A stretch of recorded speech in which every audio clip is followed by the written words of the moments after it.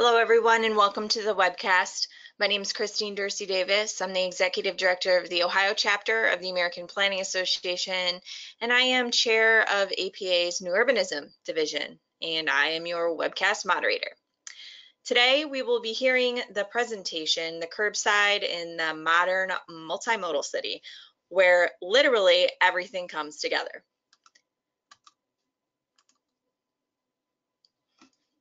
For technical help during today's webcast, you can type your questions in the chat box found in that webcast toolbar, and I'll try to help you out. If not, I'll send you a 1-800 number that you can use to call to get some tech support.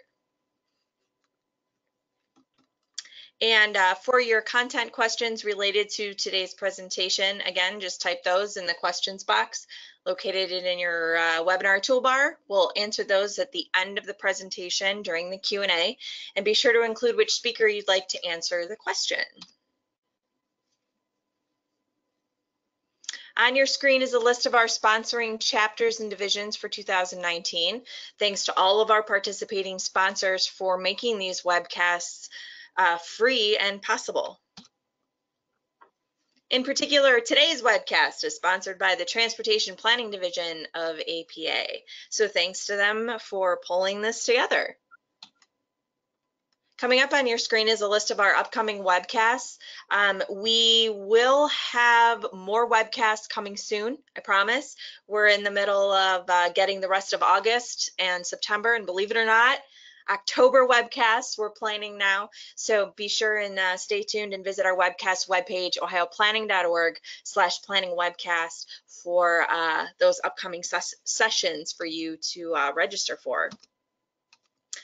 Logging your CM credits. Today's webcast is available for 1.5 CM credits.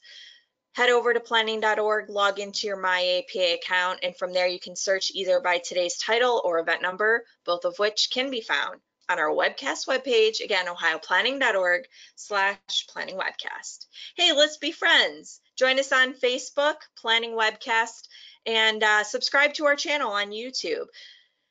We have over 2,000 subscribers on our YouTube channel. We have over 300 videos. We are recording today's webcast, and it will be available on our YouTube channel along with those almost 300 other videos. And be sure, like us on Facebook to receive up-to-date information on your sessions. Okay, with that, I am going to turn it over to Brian, who is going to do an introduction for us and get us kicked off. Brian. Thanks, Christine. I'm Brian Laverty. I'm the Programs Vice Chair for the Transportation Planning Division. You know, every year in transportation planning, it seems like there's one sort of issue that's in every conversation you have, and you keep hearing about over and over. A couple of years ago, it was Vision Zero, and last year, I'd hazard to say it was probably autonomous vehicles. Well, this year, I'm happy that it's something that's not quite as sexy as those things, but is just as important, and it's the lowly curbside, which isn't really that lowly because it's the critical juncture where every transportation planning facet comes together in the city. There were several sessions on curbside management at the National Planning Conference a couple months ago. And you probably noticed that there's a big article on it on the cover of your most recent planning magazine. So that's what prompted the Transportation Planning Division to organize and sponsor this webinar. If you don't know too much about TPD, we do a lot of things. We obviously sponsor webinars. We put out the State of Transportation Planning document every 2 years. We put together a lot of events at both the national conference and at state and state chapter conferences around the country. We put out scholarships for students, for planning students, and have a paper contest and much more. If you aren't a member of TPD and you might want to find out about becoming a member, or you would like to look into getting involved, you can go to transportation.planning.org. That is our website. And so without further ado, I'd like to thank you all for attending this webinar today. I'd like to thank Christine and the Ohio chapter for hosting, And I want to thank our three sponsors, D'Angelo Baines from the District Department of Transportation, that's in Washington, D.C., Steve Davis from Fair and Peers, and Chrissy Nichols from Walker Consultants. Thanks, guys.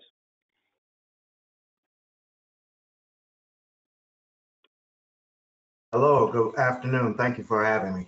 D'Angelo Baines, I'm the Curbside Manager for the Parking and Ground Transportation Division of District Department of Transportation. We are a new division in the Parking and Ground Transportation Division, or a new arm, and our goal is to better manage the curbside and the competing uses of it. As a lot of the technology continues to change, so does the demand and the need for the curbside, and it is our goal to make sure that it is equitable and long-standing. And so we'll just go through some slides to discuss a lot of what we do and what we see in the district as it continues to grow and evolve, and the competing uses continue to increase in that demand. So we do have various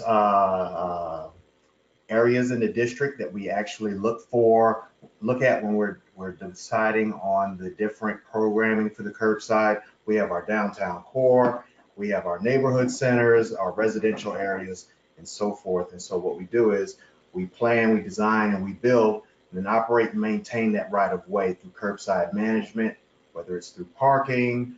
Some of our most recent innovative techniques are pickup and drop off zones, and the freight and other uses. We also look at the sidewalk and uses of the sidewalk for cafes, sidewalk cafes, and bike infrastructure, street trees, major projects. South Capitol Street Bridge is one of the ones we're working on right now. We're also work hand in hand with our transit division and our development review as the construction in the district, and I'm sure a lot of other municipalities across the United States are seeing a surge in the construction. What we really want to do is make sure that we partner with our planners and our Office of Planning to make sure that we are meeting the needs of the incoming stakeholders as well as the existing stakeholders, and that it matches the infrastructure that we have, or that we can keep up with those competing needs. So picture it, DC's curbside in the 20th century. This is what downtown DC looked like 50 years ago. It was a lot of bustling transportation. People were everywhere. It was pretty much unmanaged, and it was a free-for-all. If you got a place on the curb, you were lucky, and if you didn't, you just operated wherever you could. And so what we've done is we instituted the meter, and everybody remembers how the meter actually was the first revolution to being able to control the curbside through turnover and access, and making sure that everybody did have access.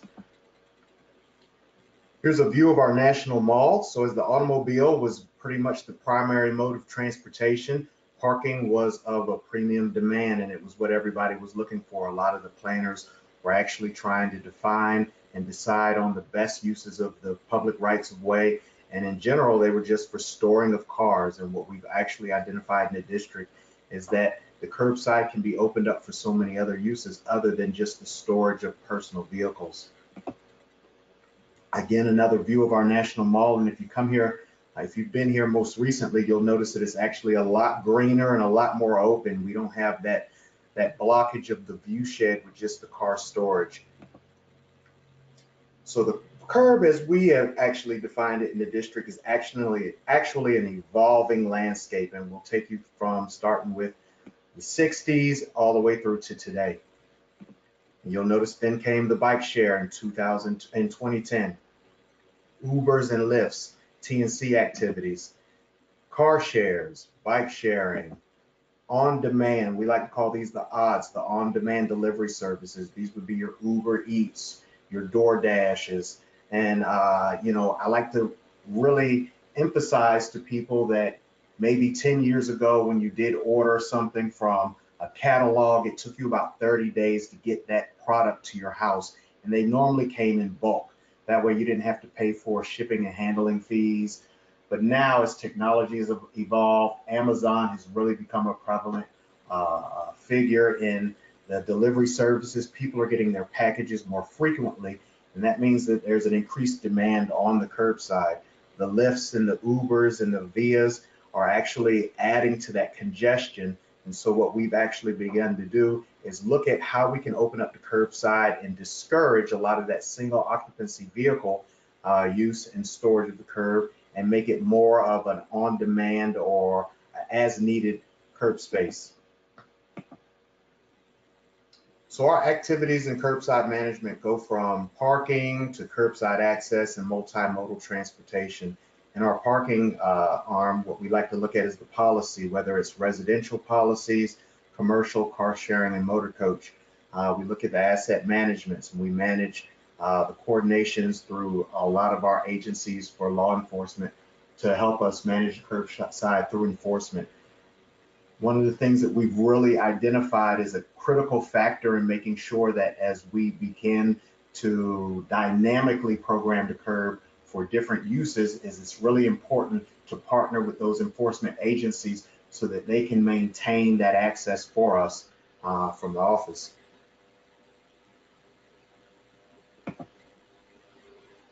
So our vision is to make sure that we're providing equitable curbside to access to the curbside for all modes of transportation, efficiently moving people and goods to and from the curb in a safe manner.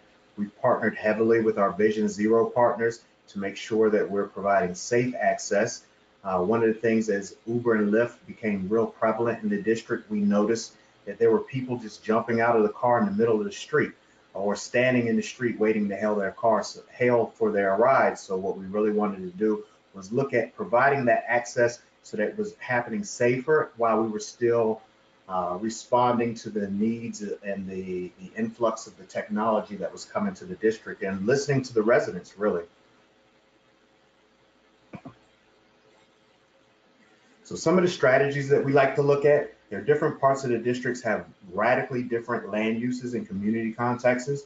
And so curbside management should really respond to the native context, demands, and needs of our diverse neighborhoods.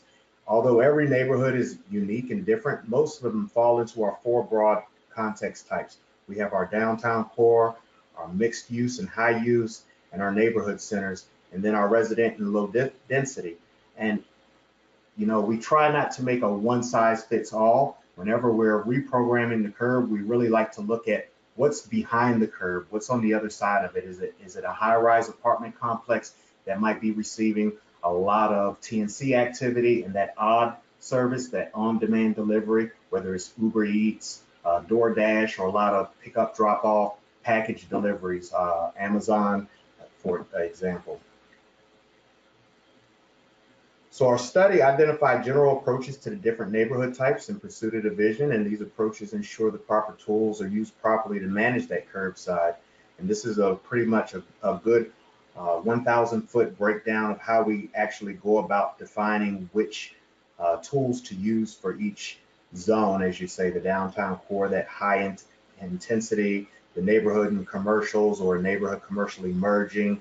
With the influx of the large volume of construction and development, we're noticing that what used to be a low density is becoming high density commercials areas, or low density residential areas are becoming high density residential areas, especially with Airbnb or people remodeling their homes and turning single family row houses into multi-unit dwellings. We're really seeing an increased demand for residential parking, whereas one unit historically would have had 2 cars. We're seeing that there's now 5 and 7 cars registered to the same address. So even though there is more capacity for residents, we don't have that additional capacity on the curbside to serve all of those additional vehicles, especially the single occupancy vehicles. So if we're talking about our downtown core, our mixed use, we like to look at making sure that we have access to loading and deliveries. So we right size the loading zones to make sure that we're also providing appropriate hours and pricing on those loading zones and the correct amount of turnover. There's that mass access, and we want to make sure that we have appropriate policy and infrastructure for transit and mass modes of sustainable transportation. We just recently launched our bus lanes which required the extensive removal of on-street parking, whereas we also wanted to make sure that we included that loading need on the street as well. So our zones are pretty much mixed, and that's something new that we're doing in the district.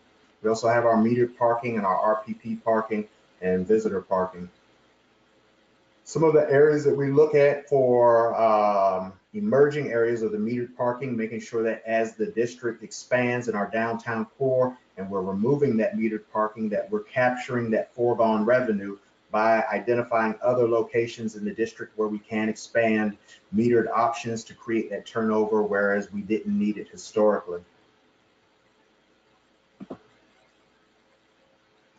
So as we're going into our residential areas, we look at whether it's a high demand or it's a low demand residential area for parking. And some of the controls that we use are whether it's an RPP only, resident parking only.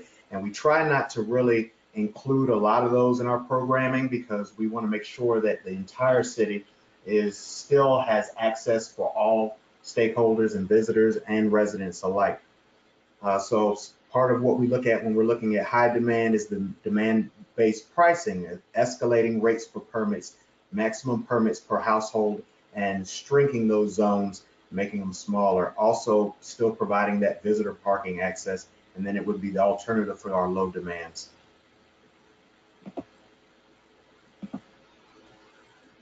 Some of the resources that we look at here also included, we like to community identify solutions, and we work a lot with our ANCs, which are our local representation, boots on the ground who have a really strong connection with the community to be able to identify and tell us what the data doesn't tell us what's happening in real life and in real time. And these are some of our goals that we're looking to bring into the next cycle of our programming of the Curbside as well. Part of that was looking at the inventory. What do we have on the street? What have we been installing just based on resident demand and the demand that we saw historically, and how can we utilize that to make comprehensive and really strong decisions on right sizing the curb? A lot of what we do when we say right size the curb is not just look at fitting in the newest need or the newest technology into the curb, but actually going from corner to corner and redesigning it so that it fits in today's use and applications. Again, talking about existing conditions, and this is an example of a neighborhood that we use for residential demand, and preliminary estimate about half of the curbside and ANC was reserved for residential parking only. And so we did some audits and we looked at neighborhoods that were flexible to change and available to receive these new needs for the curbside. So as development would come in and a lot of the commercial development would change to on-street needs for access to restaurants and retail on the bottom floor, as well as having that same need for residential parking in the high rises above it. Those are some things that we're really looking at and were of grave concern for us as we decided on how to program each curbside individually. The Wharf is a prime example. This was historically industrial or very low developed neighborhood, and in the course of about a year, it really just sparked and it exploded on us with the needs for people coming. It turned into a destination for all intents and purposes. And so we realized that our right-of-way really wasn't suited to handle the capacity as well as maintaining on-street parking. So we worked with the developers and our Office of Planning as this newest attraction in the city or destination in the city was coming online to ensure that we had the appropriate amount of off-street parking, as well as we were still providing access to the emerging technologies like Ubers and Lyfts, and making sure that a lot of our restaurants and retail had access for deliveries outside of the loading zones or the loading docks, excuse me.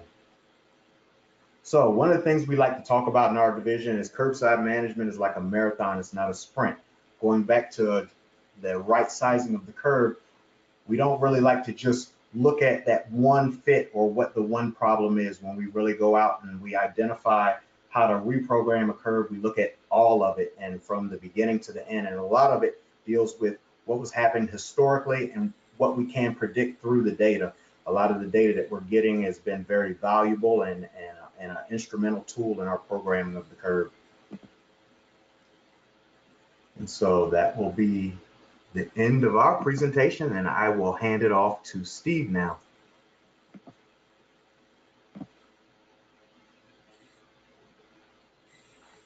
Great. Thanks, D'Angelo. So it's interesting because you'll see some of these same themes appear again in a few minutes here. My name is Steve Davis. I'm with Farron Peers, an associate in our office in San Jose, California. About 15 years of planning, engineering, and implementation experience split between the West Coast market as well as the Midwest. The reason that I am here today is that I am one of the co-authors of the ITE Curbside Management Practitioner's Guide that you're seeing the cover of on your screen right now. So we'll be walking through what that document is, what it isn't, and generally speaking, just kind of a crash course in how it's intended to be used. The overall contents of the guide, there are an introduction to the planning considerations behind curbside management, some discussion around what curbside management really is, walks through a toolkit that we'll touch on a little bit more. It goes through the treatment selection process, which will really be the greatest focus of what we are discussing today. And then there's some sections we won't be touching too much, but there's a section on performance measurement and metrics that are helpful in evaluating the success of things that you implement, which can cover a lot of different ground. There's the things that may come up in the future. Obviously, there's been a lot of change in our field in the last, even last few years. When we started writing this guide, there was really no such thing as a scooter yet. So there's some information about how to handle them in the guide, but for the most part, that's something that has really exploded on the scene, even since its release or concurrent with its release. Then we'll talk a little bit about some additional resources that are available as part of the guide. In the big picture, the guide is intended to set up a framework and provide resources. It is not intended to be prescriptive. It's definitely something that needs to be catered. The strategies within it need to be catered to individual communities. And the guide really builds on documentation and guidance that's been provided by others. There's several other documents out there. One I'll mention specifically is NACTO's Curb Appeal guide that was released about a year ahead of it.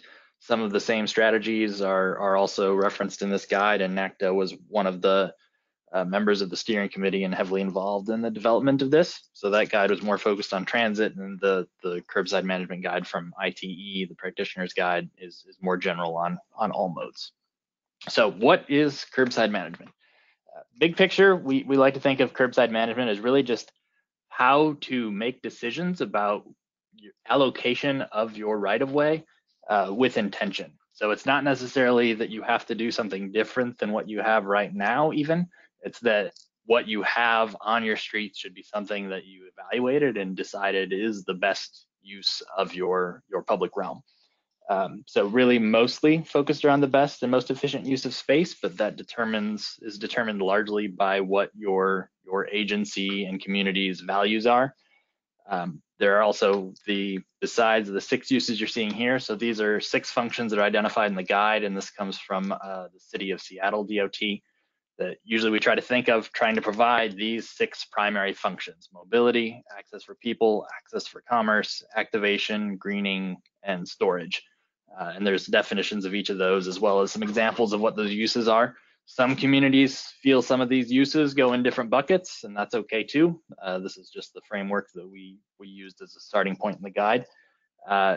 Seattle is also one of the pioneers of the idea of the flex zone, which essentially suggests that you can have space on your street that is used for different uses and different functions, either temporally, so different things by different times of day, or if you were to say be looking at a cross section of your street, it might be that the center part of the street is primarily for mobility. That's your transportation travel zone for vehicles or bicycles or whoever it may be, and the area directly adjacent to the curb or elsewhere in the street might, as you go down the block, shift between uses, and that's something D'Angelo was also mentioning. So the guide then wades into the toolkit, the available tools and treatments. They're sorted into categories that roughly align with the modal priorities that you identify, we'll talk about in a minute, and the various uses of the space. A lot of these treatments are not necessarily new treatments being presented in the guide. They're an assembly of treatments that are listed in other places, in other documents. A lot of the transit related and access related pieces come from that NACTO guide I mentioned. A lot of them come from other IT documents or a slew of other places. So it's really just the idea of getting everything in one place was a primary goal of this, and try to sort it out based on who that generally is going to benefit the most in terms of prioritization. So the primary meat of the document, I would say, is the treatment selection process.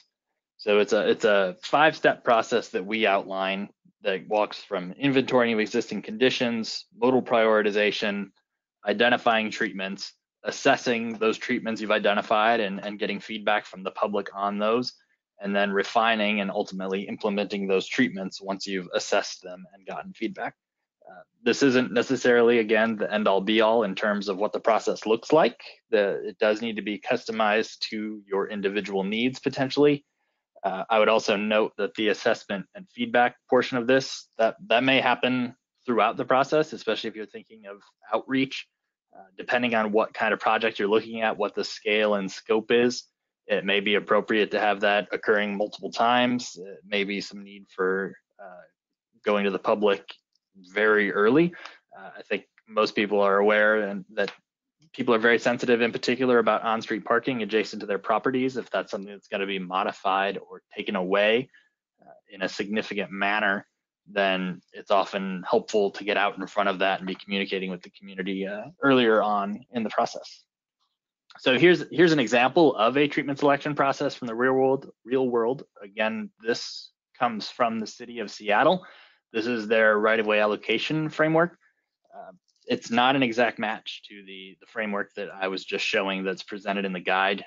I would note that there's some rework in here, some feedback loops where depending on what your outcomes are, it's possible that you're going to have some iteration in your process. So that's a common theme you'll find in a lot of these.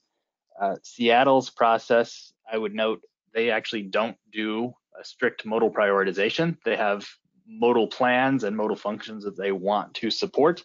And that's supposed to be the backbone of any one of their projects, and they sort those out, prioritize their functions based on context largely, and they evaluate that as needed on each project, but it isn't done in exactly the same way as presented in the guide. So again, just a common theme of fitting what works best for your community into your overall plan. So jumping into each individual step of that process, the first one is inventory existing conditions. D'Angelo talked a bit about this.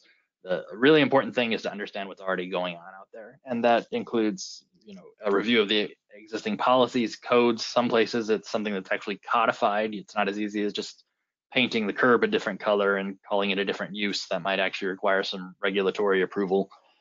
Understanding your supply and utilization, what's going on out there. That can be done through field observations, data collection.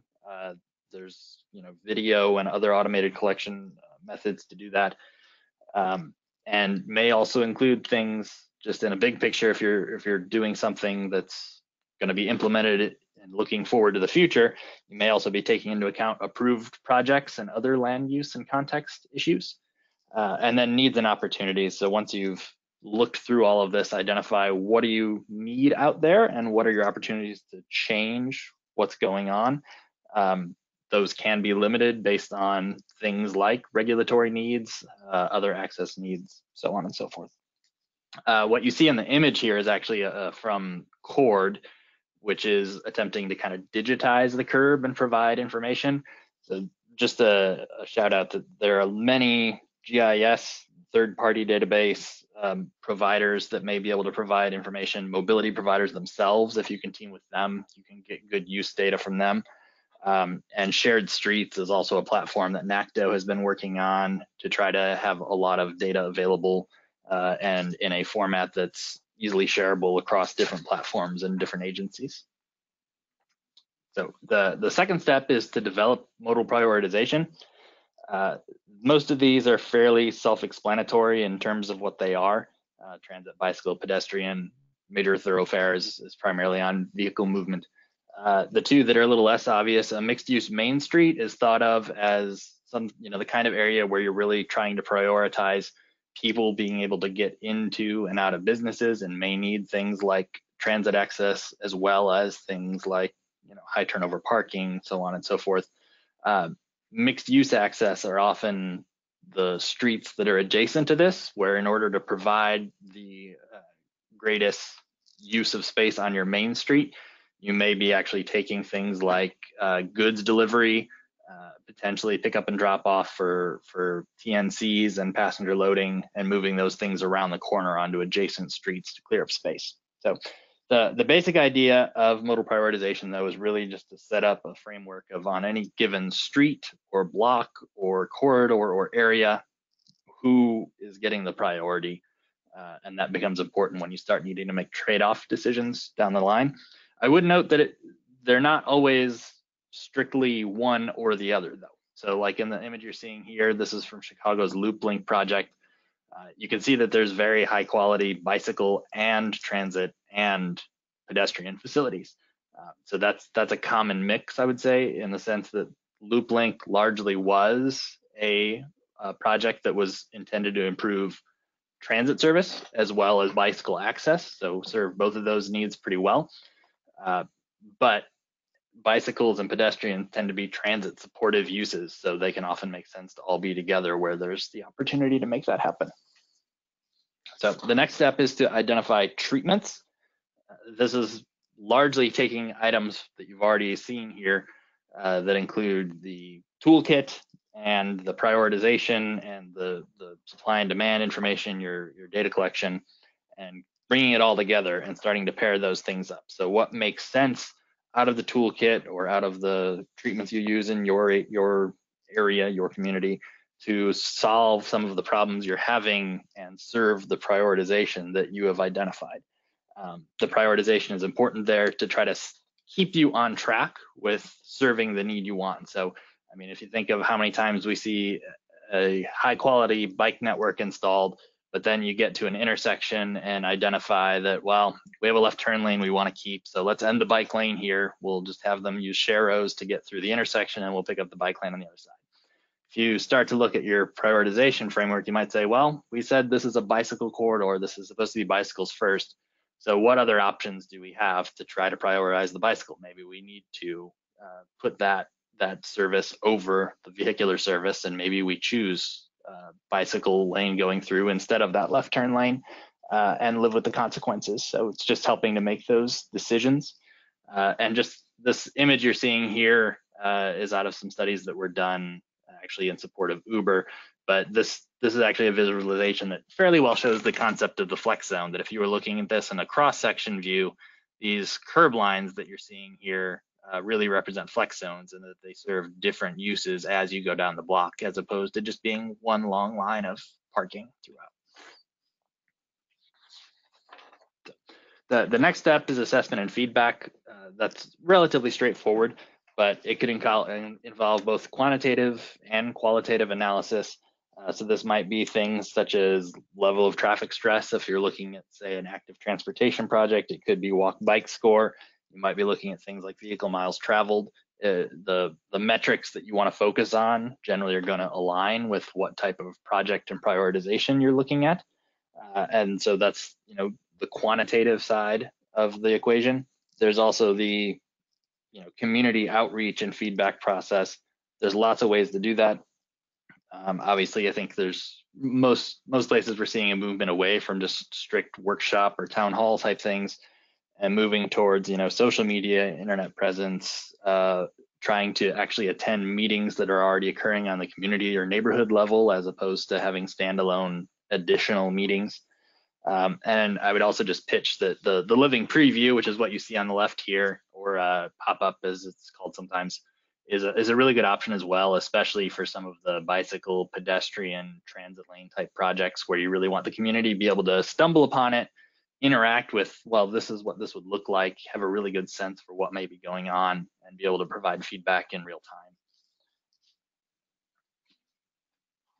So as I mentioned before, the assessment and feedback process, this could very easily lead to iteration. So that's where you need to refine what your potential projects are. You may have to go back to the drawing board and rethink based on community feedback or how well the project you've proposed initially meets the metrics and goals that you had. But as you refine your projects, then you want to go through, you're updating your designs, and then you try to get something out in the field. Obviously, that part's relatively straightforward. Quick build, though, of course, is something that's really helpful and has allowed us in many cases to install or to instill that refinement into the actual project as well. So you're seeing an example here of what was a quick build protected intersection. They used it primarily using epoxies, paints, and the plastic bollards, things like that. And in this case, it was trying to put it into a really tight environment. And so there was the need for some refinement and testing in the field with transit providers to make sure that everything fit. And that quick build process allowed you to do that, where that would obviously not be so easy if you're just going straight out and installing concrete curbs and raised medians. And so this actually ended up being more like, if you've seen the more recent NACTO guidance, what they would call a dedicated intersection as opposed to a truly protected intersection, just to fit the space. I would also mention in the guide that the next step beyond this, the next chapter, talks about the metrics and measures of effectiveness. Ideally, when you're thinking of implementing these sorts of things, similar to what DDOT has largely been doing, you'd like to have a set of data up front and then also be able to collect data again afterwards to really know the effectiveness of the project after it has been implemented. So that's another thing that's good to be thinking about at this step of the process. So that's the bulk of what I wanted to discuss as far as the guide goes. I wanted to point out that there are also a few case studies that were developed as part of this guidance document. The 3 that were released initially are on San Francisco, the District of Columbia that some of D'Angelo's colleagues helped develop, as well as Toronto. So these run the gamut from being very high-level policy documents, or reviewing high-level policies that have been implemented, looking at some that are in specified areas as opposed to being citywide, and also evaluate some specific pilot projects that have been implemented both in DC and San Francisco, and evaluating the effectiveness. Some of those have already become permanent installations as opposed to just pilots. So there's a lot of information there. The link shown below that will bring you to ITE's webpage for this effort, and so you can find the guide itself there. You can find these case studies there. There's a little bit of additional information, and all of this is freely available. So this document is downloadable as a PDF free of charge, as are the case studies. So one last plug then. There is the potential that there will be some continuing work on this, investigating data collection methods, tool development for the ability to look into curb uses a little more deeply and evaluate that quantitatively, as well as some more case studies and pilot projects that all may be coming down the pike. So you'll hear more from that in the future, I would assume, but keep an eye out for that. And with that, I will hand it over to Chrissy.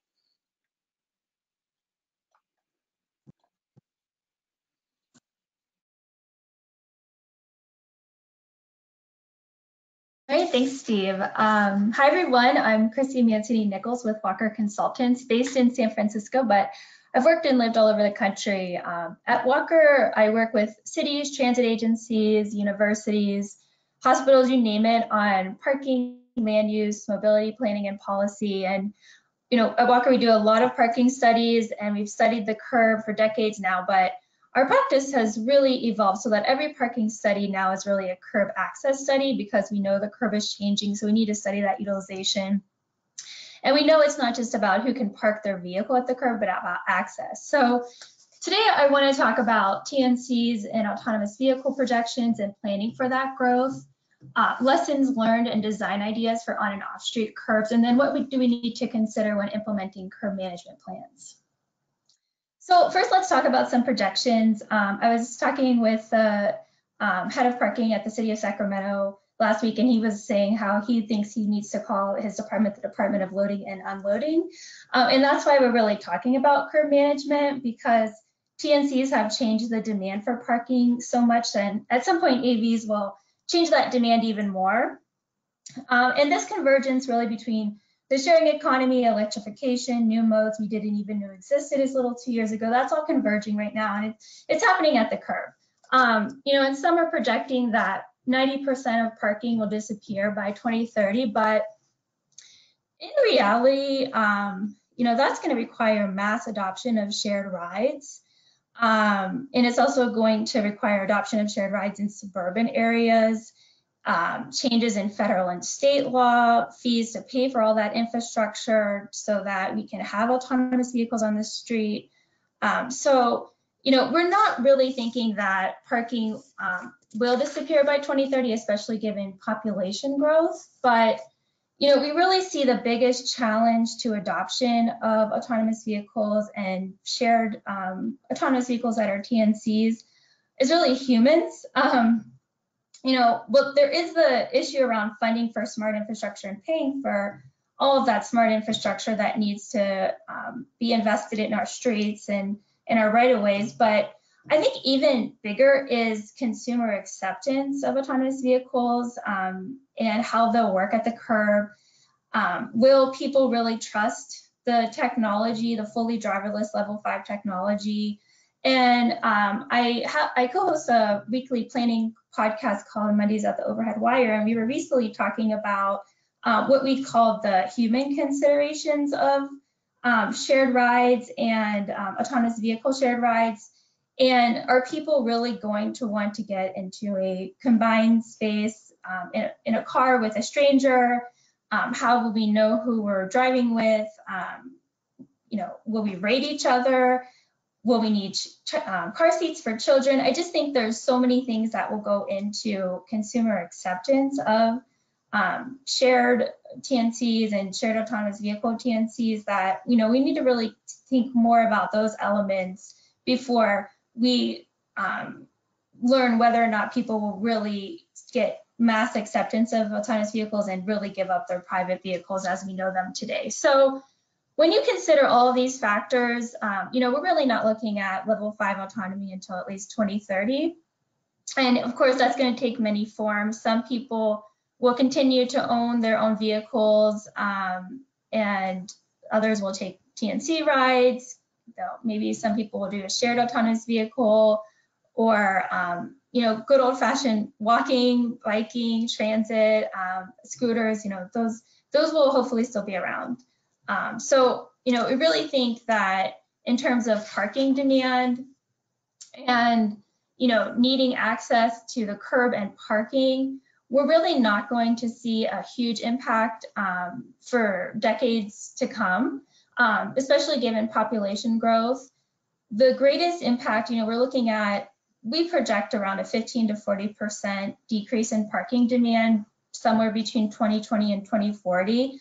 But it really varies significantly between density of a place, where the city is located geographically, and even the land use. Is it an office location? Is it an entertainment district? So, you know, these projections around parking demand and the decrease in parking demand and the number of people that will need access to the curb, we're looking at a decrease in demand, but we're still going to need to park people. But we do know that TNCs are already impacting the curb, and TNCs are the precursor to autonomous vehicles. And in some of our studies, what we're finding is that we're seeing a 30 to 70% reduction in business traveler parking at hotels, even more at bars and restaurants. Sports facilities, we studied one sports facility last year where TNC use doubled in 1 year.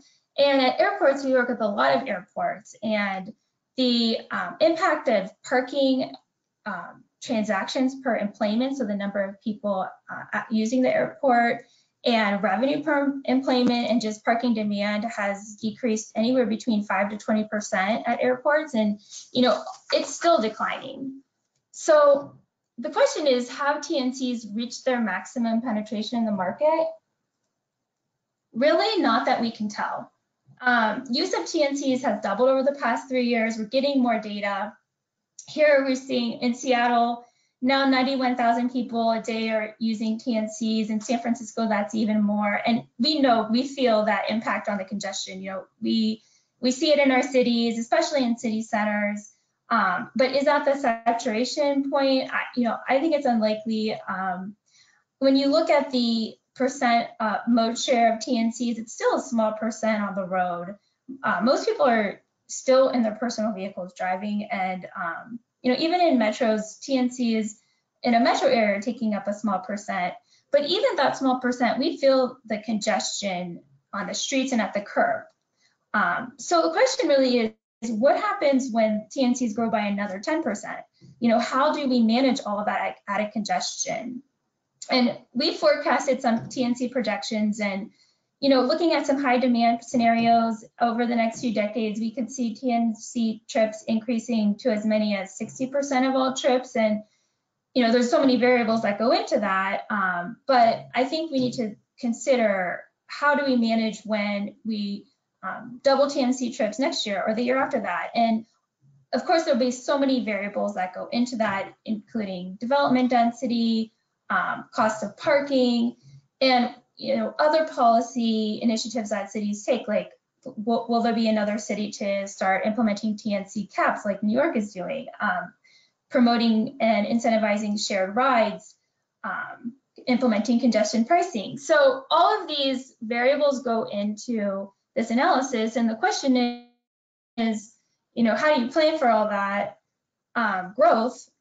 Unfortunately, there's just so many unknowns today. So what we need to do is be flexible in our designs. And I think there's a lot of lessons learned from airports and how they've managed TNC and the airport curb in terms of how to be flexible and how to accommodate demand. Because we've seen that TNCs have some of the biggest impacts at airports. You see that when you're at an airport and you're leaving, you're trying to get your Uber or your Lyft, and you're looking for the driver, and everyone else is looking, and the luggage is everywhere.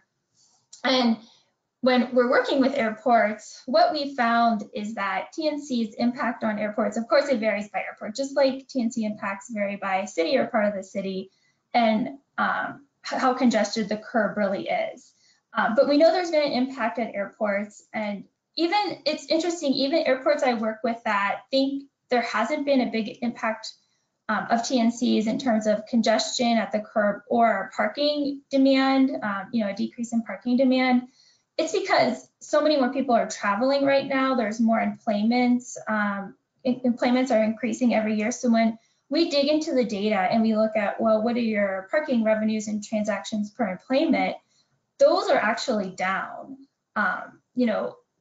Just the number of people traveling or increasing parking rates during that time masks the real impact of TNCs, but the curb is congested at the airports. So what we know is that many airports are moving TNC pickup to the garage. Here's a photo of the new TNC pickup at SFO. And if you've ever flown into SFO, the curb has been very congested over the past several years. The pickups now moved to the garage level, and the curb is, there's more free flow of traffic, and I even see people going to get taxis. So that's an interesting element that we'll need to study.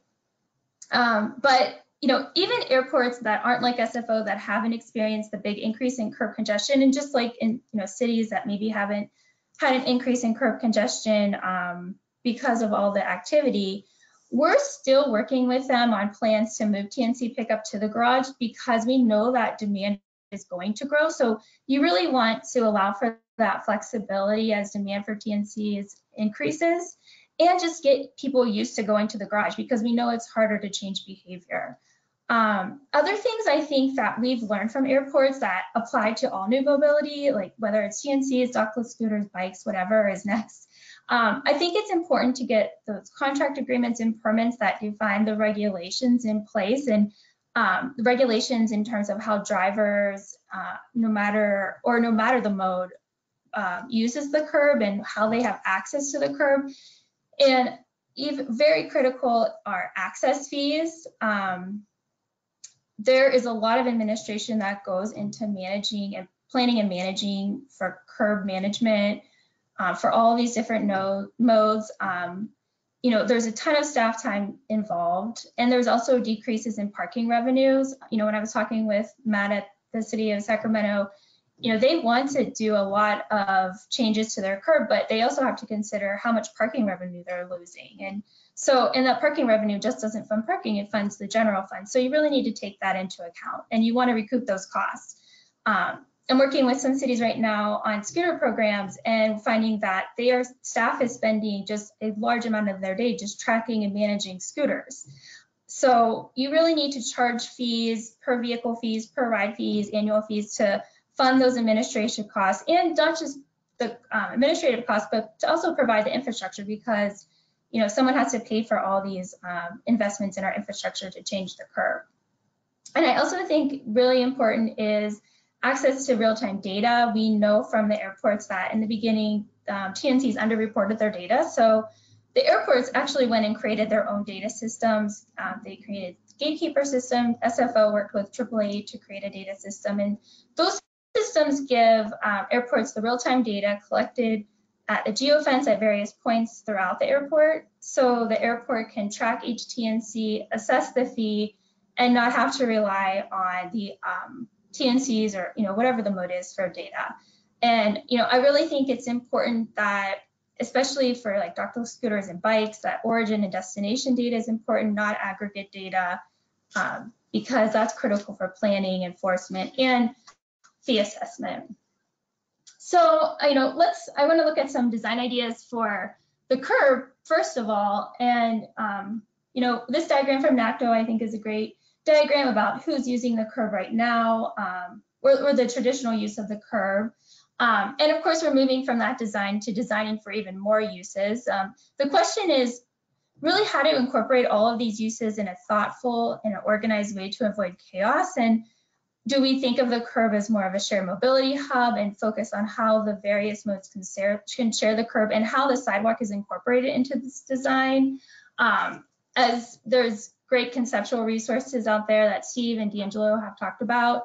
And, you know, I definitely recommend you check these out. But I do think that in terms of thinking to plan for now and to plan for growth, first, in terms of parking, we want to oversupply parking at the curb and off street and just provide enough for commerce to thrive and to keep traffic flowing.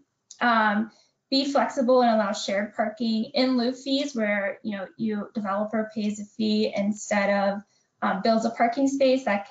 Those fees can then fund infrastructure, and even allow for mechanical and automated parking off street, because you can increase your parking supply in the same space. But I also think what we saw from D'Angelo and Steve is we need to consider how to redesign the traditional sidewalk and curb parking areas, and even think about our bike lanes and how we need to accommodate e-devices and traditional bikes. And of course, make sure, as I mentioned, generate fees for that access. And I think as we're talking about curb management and design, I just want to think more about how much curb length do we need and how much of the sidewalk do we need. You know, we know we want to avoid this. And at airports, the drop-off is typically allowed at the main curb and it's faster. But the question is, you know, here you see there's 3 lanes. No, it's very confusing. Everyone's looking for their ride. And it doesn't work well for anyone. So if the potential disruption of TNCs is, you know, projected to grow, we know that it will grow. This really leads us to consider how do we accommodate that growth and how do we expand the curve? Or do we begin moving TNCs to parking facilities that if there's less demand for parking in those facilities, is that a good place for TNCs to pick up and drop off and leave the curb and the sidewalk for people?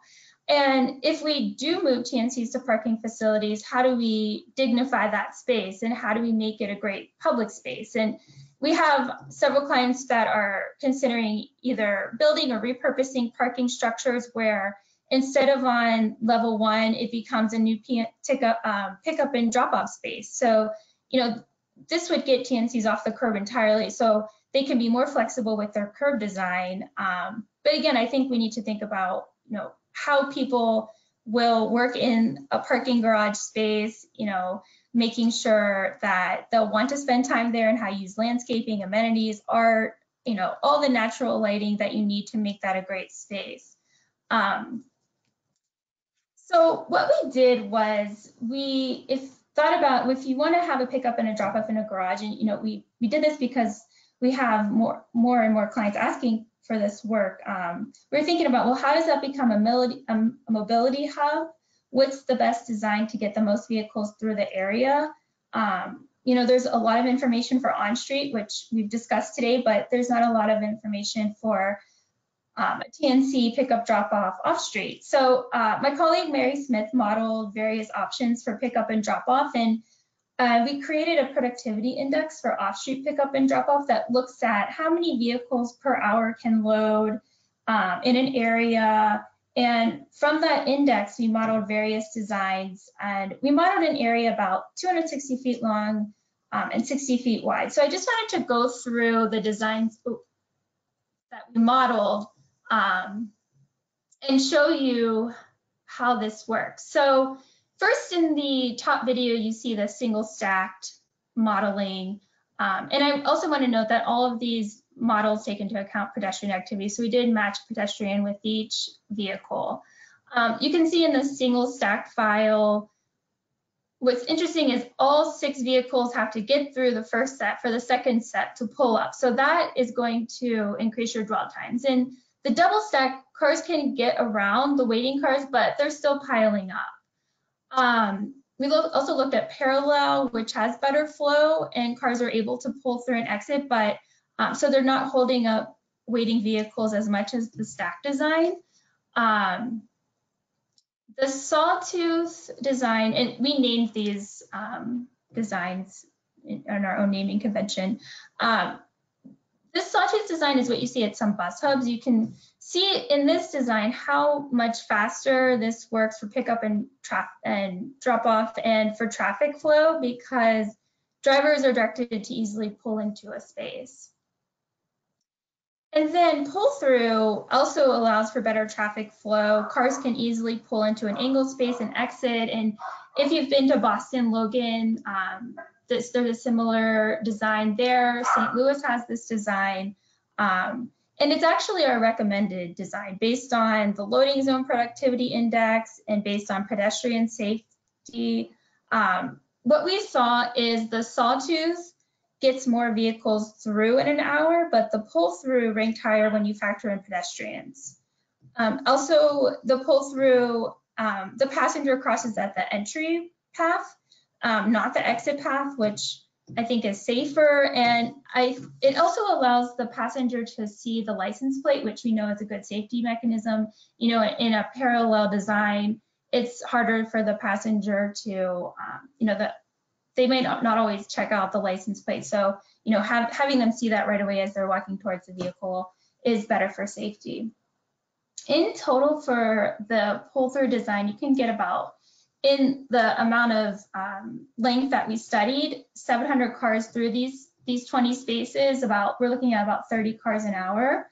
And I also want to add that for these designs, in terms of ADA spaces, for off-street pickup and loading, or off-street pickup and drop-off zones, we really need to have one accessible loading space for each 100 feet of curb. So we did incorporate that into the design. And I also think it's important to allow to have a policy that allows rematch, which allows the drop-off to occur and then the pickup in the same trip. So that means there's less time for the driver driving around in what is really a zero occupant vehicle, just driving up vehicle miles traveled.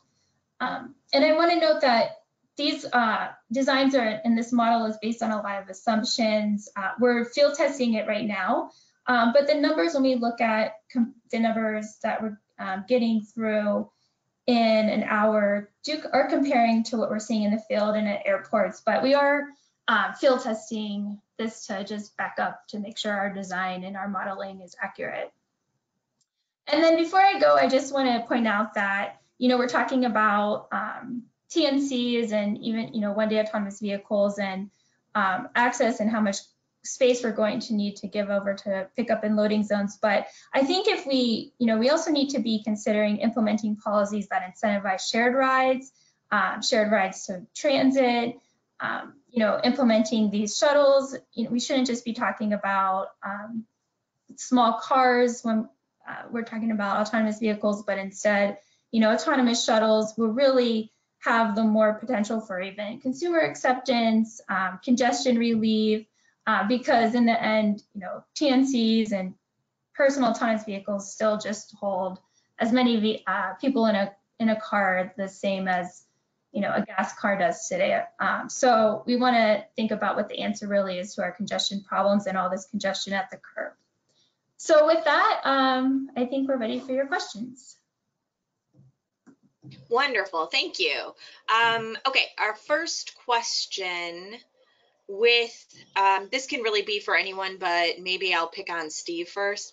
With more people using Uber and Lyft for transportation and delivery in cities that own structured parking meters, they're losing revenue. So are there thoughts that changing drop-off spaces into charging them, can that offset some of the revenue costs? Sure. So that's a model that I think a few cities have been investigating, but hasn't been, to my knowledge, implemented yet. There has been thought about whether or not you can actually move towards charging for access to the curb as opposed to strictly, if you think of metered parking, you're really talking about charging them for occupancy of the curb more than access to it. So is there a model that allows that? And does that happen through the actual curb access and the limited amount of occupancy time? Or does that happen through just a, more of a general charge that's added to the Lyft? So it's kind of, Lyft and Uber rides is kind of more like a tax. So that's something that has been considered. I know that San Francisco, for example, since they do have SF Park and have included their off-street parking structures along with their on-street as part of their overall supply when they evaluate things, that's something they've been interested in because they have some ability through pricing fluctuation and moving people off of the street to try to move the parked cars around, how to then turn that into a revenue stream as well. I'm not aware of anyone having mastered that idea yet, but it's definitely something that people are thinking about. Does anyone else have any thoughts on that concept? Yeah, I'll just add that, airports were probably the first entities to implement TNC access fees. And, as I said, considering all the staff time that goes into planning and management, plus just the amount of space that you're giving over from to another entity that you're taking away from the public, I think it's important that you consider curb access fees or permit fees because there's a lot of administrative time that goes into this, and there's also just a lot of investment that needs to occur to get our curbs ready to handle all these various modes. So you definitely want to assess a fee for that.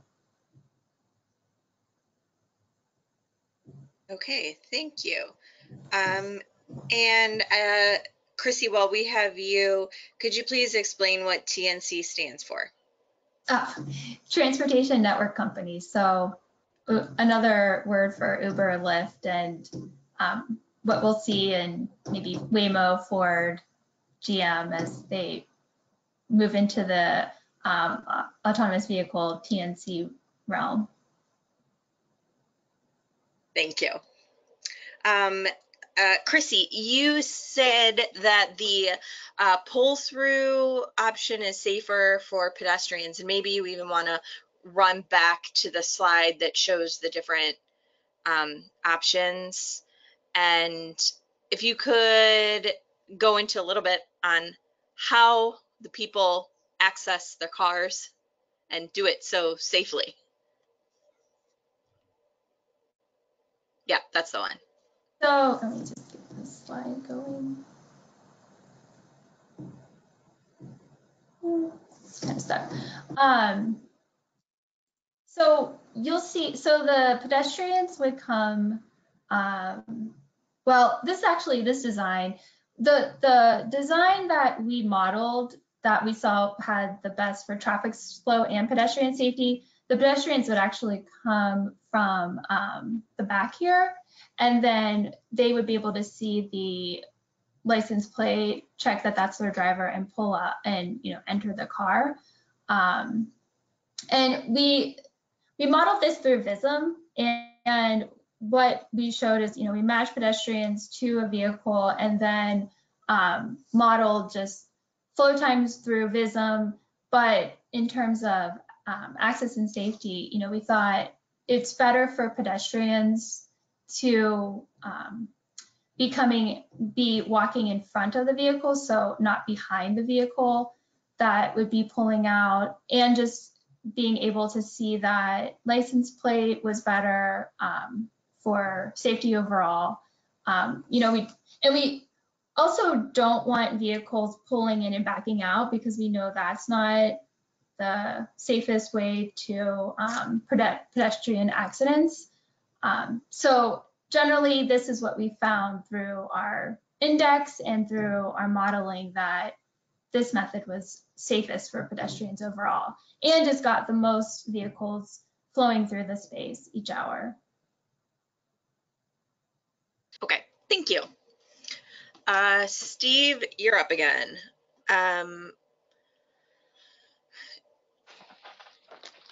Has there been a time of day requirement included in the guidelines for different areas of the city?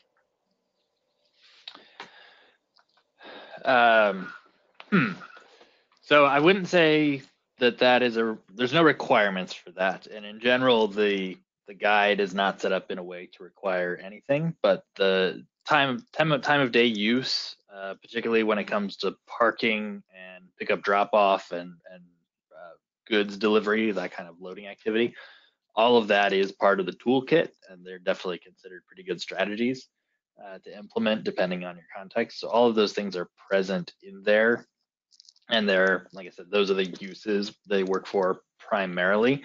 And it depends, some of those things can work fairly well, I'd say, especially in higher intensity districts where your uses vary a lot by time of day. If you think of neighborhoods, especially that have both retail and restaurant type needs, but also have places that need goods delivery, which generally speaking, restaurants, for example, use quite a bit of goods delivery. Those tend to happen at pretty distinctly different times. So one of the good strategies often can be to share space between freight delivery in an earlier part of the day and then pick up drop off activity, whether that's for your Ubers and Lyfts or just for normal personal vehicle drop off. Having that same space be available to them later in the day, whether that's through actual regulation temporally, or if it's just a shared space where the demands happen to not overlap. Okay, thank you. We have another question for you, Steve, and I'm trying to go back in your slides now. One of your slides showed pedestrian and activation kind of put in the same bucket. And if you could explain that, why they're put together. And I'm looking for the slide now that tells me, if you recall. I don't know if you recall. Let's see here. Trying to identify which slide that was. Yeah, me too.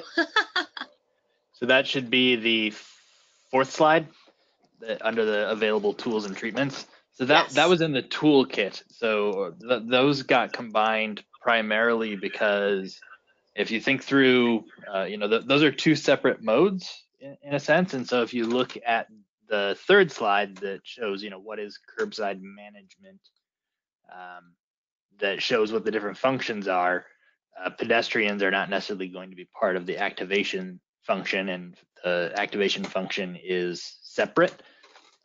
But when it comes to the actual treatments themselves, typically when you're activating a space, you're doing it at the people level. So the kinds of actual tools that serve the two functions tend to align pretty closely. So it's just the ultimate purpose of what you're using that particular tool for. So rather than having something that either left the treatments out of one or the other or ended up redundant, we tried to avoid listing treatments in multiple locations that just ended up showing up in the toolkit as a combined item. Okay, thank you. Next, Chrissy, you're back up, but we'd like to hear from both D'Angelo and Steve on this if you have thoughts, but we'll start with Chrissy. I often hear the assumption that one trip on TNC is one less trip of single occupancy trip. Is there research that suggests it would take trips away from transit, walking, biking, and are there any strategies to discourage taking trips away from the walking, the biking, the transit, you know, in place of the TNC, if that makes sense? So I think TNC is, you know, are they single occupancy trips or are they zero occupancy trips? I think that's a debate that's going on, because how do we, you know, there's a driver there, but they're not carrying a passenger and they wouldn't otherwise be driving if they were looking for a passenger. So, you know, I think we need to consider how we classify those trips. And I think especially for choice riders, we're seeing some reduction in transit, biking, and walking because of TNCs. You know, there's been some good analysis of that in San Francisco and other cities. So what do cities do? I think, you know, New York implementing TNC caps is, you know, will we see more cities start to cap TNCs? And then what does that do to the price of Uber and Lyft? You know, we know that Uber and Lyft likely underprice some of their rides, especially in the beginning. So what does that do as the companies are now public? Will they need to increase the price of rides? If there's more caps implemented in cities, you know, does the price then go up in some places? And what will that do and how will that affect demand? Will some choice riders that left transit and instead chose an Uber and Lyft, will they then, you know, will it not be worth it to them to take the Uber and Lyft when they consider transit again? So, you know, in terms of policies cities can implement, that's why I do think it's important to implement either per ride fees for Uber and Lyft or curb access fees, because we're, you know, giving over space so that they can operate. So, you know, in return, we need to get something to cover the cost of that investment on the public's end, but also just to incentivize people to choose transit, walking, and biking, because we know that in the end, those modes will be what really solves our congestion in our cities. And, you know, just going back on how to charge, you know, access and curb access, I think what we learned from airports, when airports first started charging curb access fees, they were relying on the Uber and Lyft to provide data. And we know that Uber and Lyft underreported data, you know, whether it was, why that happened, you know, I'm not sure, but we know that that data was underreported, and that's why the airports created their own data systems, and now they get real-time data. And I think it's important for cities and other entities that are working with Uber and Lyft and scooter operators and others to have access to real-time data so that they can monitor and that they can charge fees so they know what's out there, you know, and you know, that's really critical. And we're seeing some state initiatives or, you know, some legislation in, for example, in the California Assembly right now, where there's a restriction on access to scooter data, and, you know, implementing those restrictions could have an impact on what cities are able to, how cities can plan and implement those fees. So want to make sure that we get access to that data. And, you know, something else that I'm just thinking of now that can kind of continue to muddy the waters too is with Uber and Lyft, now that there's those car share opportunities where, you know, it could be sort of a, you get picked up and then someone else gets picked up and a third person gets picked up even before you get dropped off. So that's a whole other level of data to try to incorporate into this. Exactly. Yeah. All right. So D'Angelo, do you have any comments on this?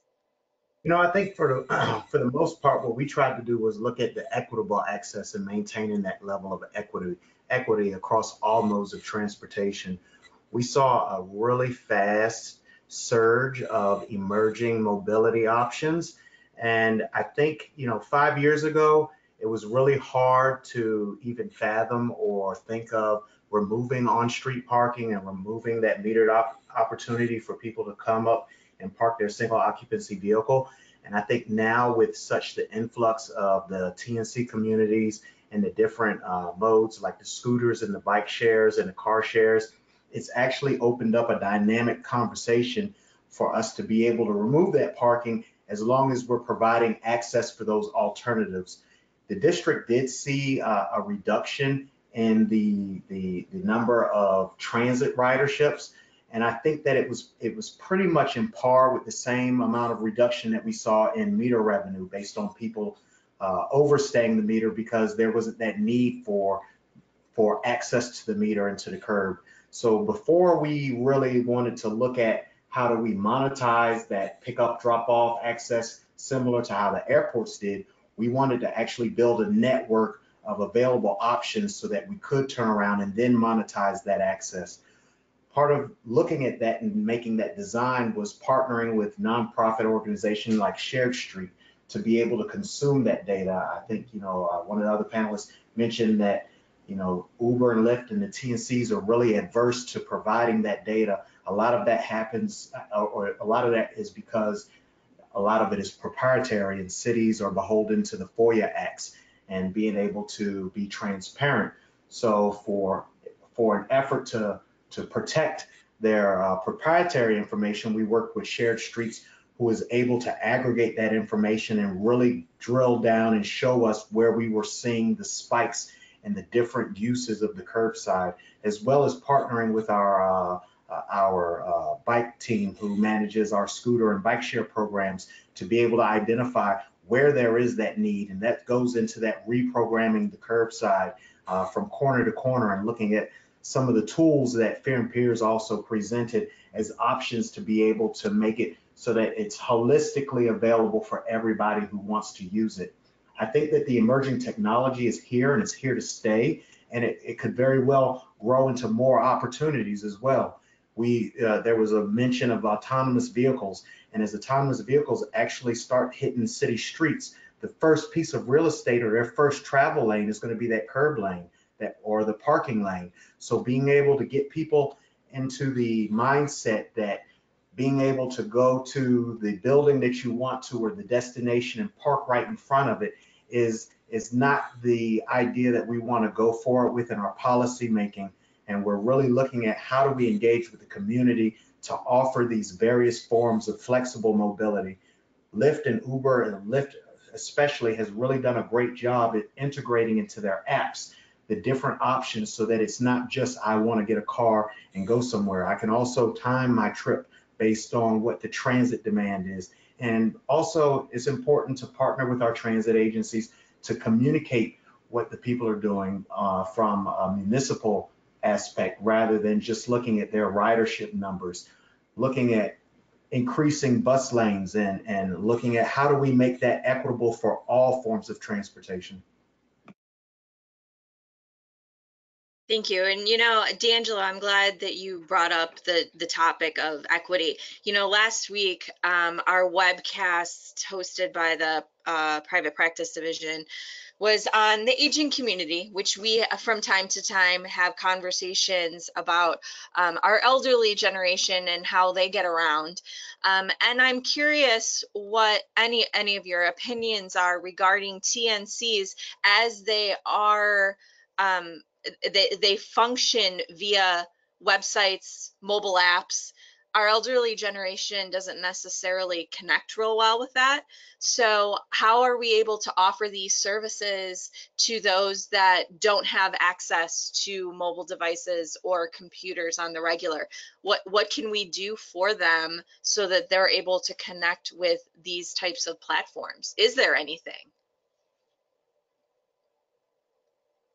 D'Angelo, again, I think that's a great question. it is something that we're working on and we're challenged with as well, which is why we try to make sure that we maintain access for other forms of transportation that community might be more inclined or comfortable with using, like the taxis and regular form of transit, making sure that we ensure that they are still a prevalent mode of transportation rather than just focusing all of our efforts on what's happening in the here and now.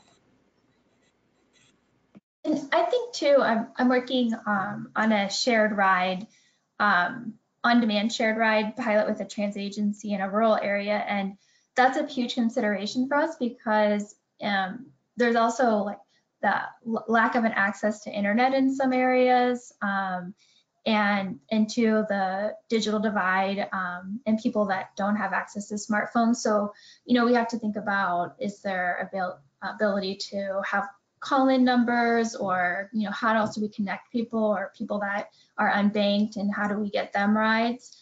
And I think that's really going, as a public entity, you can think more, maybe do that, and then we have to think about how we work with Uber and Lyft and the other private entities to make sure that there's access for everyone, and whether that's through requirements in regulations and permits, maybe that's something that could be explored.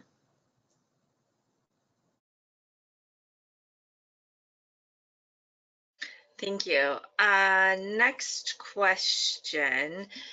Many delivery companies factor parking tickets into their costs of operating. How can pricing be a successful tool when companies can afford to pay the price, not to turn over? Chrissy, do you want to start? Yeah, I know that in some cities, like UPS just gets tickets and every year negotiates at the end of the year with the city on a payment. Really? So, yeah, because so they just they know that they're going to get X number, thousands or whatever it is in parking tickets, and they just negotiate at the end of the year. But yeah, so that's a challenge, but I think so in San Francisco, there's loading and unloading, specific spaces for loading and unloading of commercial delivery, and you have to pay the meter. So it's not really an option. And then, I know that companies take this into account as their pickup, or just their cost of doing business. But I guess if the question is whether or not they'll make those payments, if they don't make the payment, they get tickets. But at least that's generating some revenue for cities to make those investments and administer those programs. So I do think that's why we should be charging for access to those spaces. Steve or D'Angelo, you have comments? Yeah, here in the district, that's been one of our strongest challenges, is to meet that freight need. And what we've done is a lot of our thinking has come from just sitting on a block or on a curb and watching what's happening and watching the uses and how the vehicles are interacting with the curb. And what we identified was we actually have two very distinct levels of freight delivery. So we have our regular beer trucks, or our 18-wheelers serving our CVS's and 7-Elevens. And then we have the small scale freight, like the UPS's and the FedEx's, who are really just in and out for 5 or 10 minutes. So what we're trying to do is create a policy and framework where we're designing that long-term commercial vehicle parking in our central business district or our downtown core that is central to businesses to be able to receive deliveries for long-term stays and occupation of the curbside.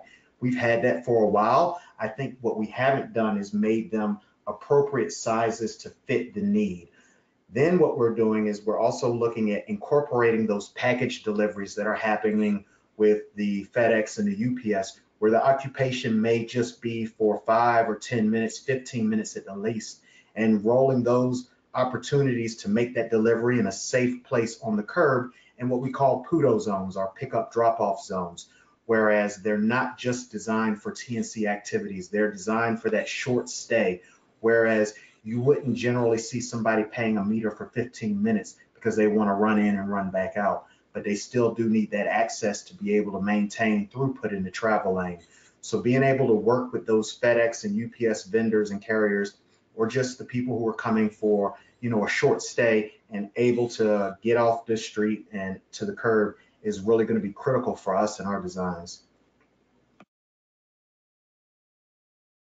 Steve, do you have any comments?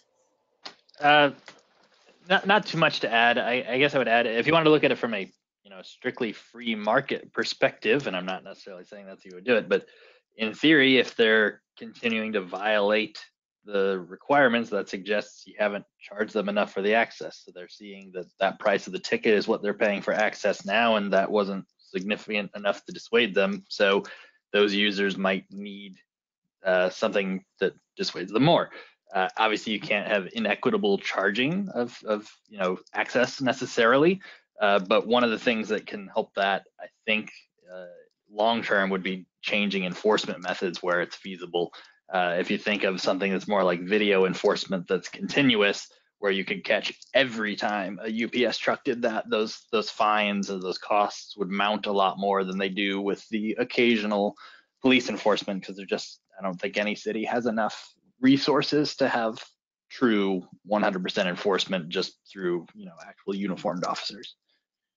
I would like to agree to that, and I think a prime example that we experienced that here in the district was the rapid installation of so many bike lanes. I don't think that the industry was really ready to adapt and change the way that they operated their deliveries with so many bike lanes. We had even protected bike lanes where we've got video and pictures of 18-wheelers driving down the protection, driving through the protected area of the bike lane to make their deliveries. So I think that even as planners, it's really important to look at, as we're designing these various opportunities, to include the different forms of mobilities like bike lanes, and as such that we're still meeting and managing all needs of the curbside. Okay, it's about 2:30, so I think we're going to go ahead and close up. Just to remind everyone, we are recording the session. It will be available on our YouTube channel. Just search Planning Webcast on YouTube, and we'll have a PDF of this session available shortly up on our webcast webpage, ohioplanning.org/planningwebcast. Don't forget to log those CM credits. To do that, just log into your CM account on APA's website and then just type in today's title or the event number, again, both of which can be found on our webcast webpage. So thank you to the Transportation Planning Division of APA for sponsoring today's webcast, and our speakers today, D'Angelo, Steve, and Chrissy. Thanks for joining us and talking about this super popular topic right now. This is the in it thing. So thanks for joining us and enlightening us. And everyone, have a great weekend. We'll talk next time. Thank you. Thank you.